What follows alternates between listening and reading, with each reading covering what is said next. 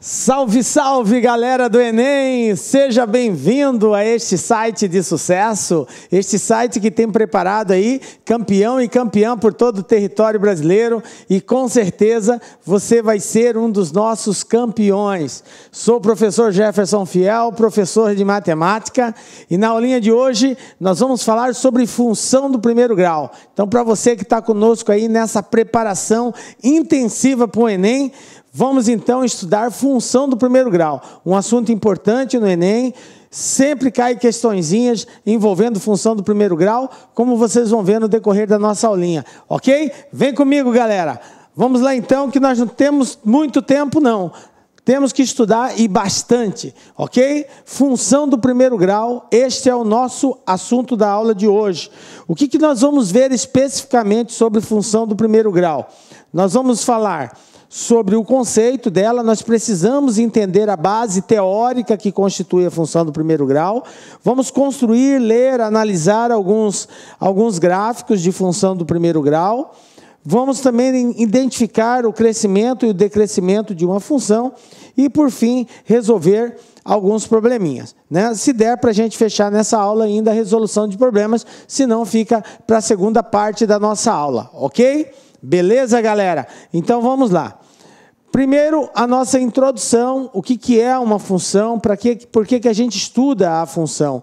Galera, em muitas circunstâncias a gente vai ver presente a função do primeiro grau, mas ela tem uma função, uma importância muito relevante na estatística. Tá? Então, ela está presente nos cálculos estatísticos, na demonstração dos dados que são pesquisados. Então, a função ela tem uma importância muito grande na estatística, também usadas em outras áreas da engenharia aí também.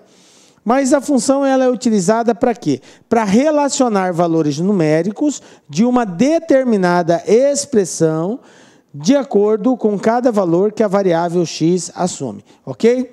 Vai ficar mais claro para nós isso daí no decorrer da aula. Bom, o que é uma função do primeiro grau, professor? Função do primeiro grau, galera, é toda a função escrita nesta forma aqui. Veja bem, f de x igual a vezes x mais b. Professor, a vezes x mais b, o que é isso, cara? Veja bem, o f de x quer dizer função de x, ok? O A e o B são números reais. Aqui eu estou representando de forma literal, mas eles são números reais.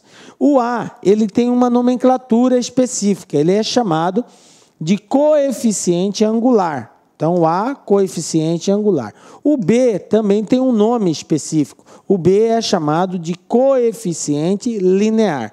Lá na geometria analítica, há um aprofundamento, principalmente com relação ao coeficiente angular, mas isso fica para uma próxima etapa. Aqui, a princípio, o que nós precisamos saber? Que a função do primeiro grau é uma função escrita desta forma. Então, o A e o B são números reais. E o A, galera, tem que ser diferente de zero. Professor, por que o A tem que ser diferente de zero? Porque observem que o A está multiplicando o x, que é a variável, ok? Apareceu algum expoente no x? Não. Quando não aparece, o expoente é 1. Então, a função ela é dita do primeiro grau porque o expoente da variável é 1. Por isso que ela é do primeiro grau. Bom, o A e o B são valores reais, ou seja, são números pertencentes ao conjunto dos números reais, ok? A e B. Pode ser positivo, pode ser negativo, pode ser inteiro, pode ser decimal, pode ser raiz, ok? O A e o B podem assumir qualquer valores. O B pode ser até zero. O único que não pode ser zero é o A, como a gente acabou de ver. Se acaso o A for zero, aí a função deixa de ser do primeiro grau, porque não vai existir o valor da variável, porque aqui, ó, 0 vezes x vai ser zero, vai sumir. Então, ela deixa de ser do primeiro grau. Beleza? Bom, então, essa é a representação de uma função do primeiro grau. Quais são as funções, os tipos de função do primeiro grau que nós temos? Dependendo do coeficiente linear, veja bem, lembra lá? Coeficiente linear é o valor que o B pode assumir. Dependendo do coeficiente linear, a função do primeiro grau ela pode receber algumas nomenclaturas específicas. Veja bem, ela é chamada de afim quando quando existir uma função com valores para A e para B, quando A for diferente de zero e também o B diferente de zero. Se eu tenho A e B diferente de zero, a minha função é afim. Exemplo, olha só, f de x igual a 5x menos 3. Quem é o A, quem é o B? O A é o valor numérico que acompanha a variável. No nosso caso aqui, o 5. Então, o A é o 5. Quem é o B? É o valor numérico que não está associado à variável. No nosso caso aqui, o menos 3. Portanto, A igual a 5, B igual a menos 3. Eu possuo os dois valores e eles são diferentes de zero, então esta função é chamada de função afim. Vamos ver um outro exemplo. f de x igual a menos x mais 2 sobre 3. Observem que eu tenho valor para A e tenho valor para B. Professor, não tem nenhum número junto com o x. Quando não aparece nenhum número, nós consideramos sempre o número 1, o number one. Aliás, galera, eu quero dar aqui, aproveitar só para dar uma dicasinha. Eu falo algumas palavrinhas em inglês durante a aula, mas, galera, é só para descontração. Não levem o meu inglês a sério, tá? Não serve para fins didáticos. É só zoação mesmo, ok? Tipo assim, eu falo I don't not. O que quer dizer I don't not? Nada, simplesmente que está errado, ok? Quando está certo, eu falo I don't yes. Ah, tá rindo aí, né? Galera, é só uma zoação. Não leve a sério o inglês. Então, vamos lá. Voltando aqui. Apareceu algum número junto com x? I don't not. Não, não apareceu. Mas o fato de não ter aparecido não quer dizer que não exista. Existe. Quem é o número que está aqui? É o número 1. Como está negativo, então o meu A vale menos 1. Já o B é o valor numérico que não está associado a nenhuma variável, no nosso caso aqui, o 2 sobre 3. Essa função escrita dessa forma é chamada de função afim. Beleza? A função pode ser linear também. Quando que a função ela é linear? Ela vai ser linear quando o A sendo diferente de zero, ok? O B vai ser igual a zero. Ou seja, nós não vamos ter o coeficiente linear, ele vai ser zero. Exemplo, f de x igual a 6x. Observem aqui, quem é o meu A? O A é o número que acompanha a variável. 6, está aqui. Quem é o B? Não tem, não existe, não apareceu. Então, o B vale 0. Esse é um exemplo de uma função do primeiro grau do tipo linear. Um outro exemplo, f de x igual a x. Observem que eu não tenho o B, eu só tenho o valor do A, que nesse caso, como não apareceu nada, é igual a 1. Galera, esse é um tipo de função linear, mas que recebe um outro nome especial. Quando a função linear tiver como coeficiente 1 para o coeficiente A valer 1, quando isso acontecer, ela recebe um outro nome. Neste caso, ela é chamada de função identidade, tá? Então, função identidade é uma função linear pelo fato de não existir o coeficiente B, na qual o valor do coeficiente A é igual a 1.